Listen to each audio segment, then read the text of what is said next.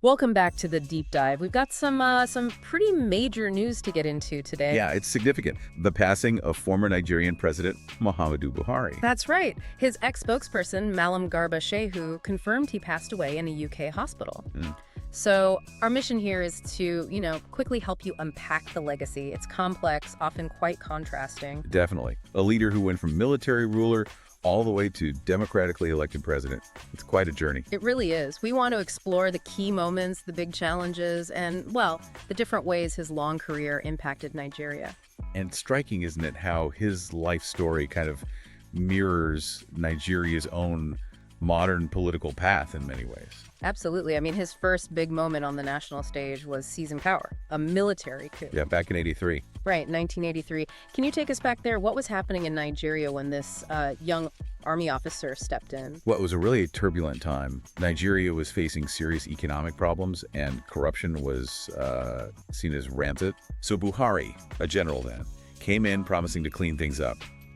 He famously talked about tackling squandermania. Squandermania, right. It sounds forceful. It was. And that focus, that military focus perhaps on order and fighting corruption, it sort of became this thread running through his whole career, almost rigidly at times. But that first run, it was really short, wasn't it? Incredibly brief. Just 20 months before he himself was overthrown in another coup. And even in that short time, there were these serious accusations about human rights abuses. Exactly. So right from the start, you see this tension, this paradox. Yeah. The anti-corruption drive on one hand and accusations of authoritarian methods on the other. A clash between order and freedom, really. Precisely.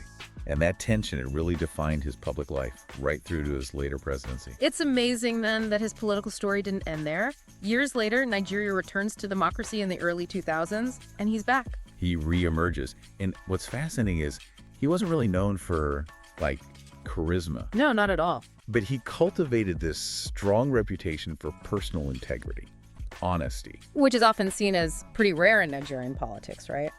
How did that specific quality become so key to his comeback? It became his main political calling card, you could say. His biggest asset. Yeah. And, he was persistent. He lost 3 presidential elections before he finally won. 3 losses. Think about that. 3 bids, 3 defeats before that breakthrough. That 2015 victory defeating the sitting president, that level of persistence is, well, you don't see it often. What does that tell us about Nigeria's democracy at that point? I think it showed a real public hunger for someone perceived as incorruptible, maybe even over political polish. And it showed his own resilience, definitely. It was a major turning point. And then his 2 terms as the elected president, they were certainly challenging. Oh, absolutely. Huge challenges. His government faced a major economic downturn almost immediately. Global oil prices fell sharply. Right, and Nigeria's economy is so dependent on oil. Plus, the ongoing security issues, particularly Boko Haram, lots of criticism there. There was. And, looking back, his government did make some headway in certain areas. Security did improve in parts of the Northeast. And they did manage the release of some of the Chibok schoolgirls. Yes, over 100 of them, which was significant.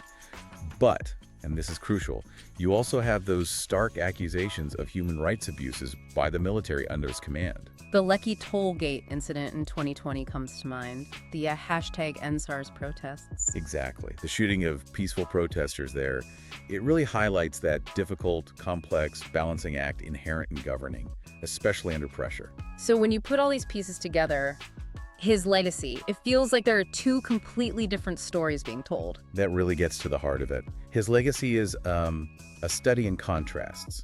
Critics often saw him as rigid, maybe out of touch. They blamed his policies for making economic problems worse. Okay. But then his supporters saw him very differently, as a strong, principled leader, someone trying his best to bring order and discipline to a country often struggling with instability.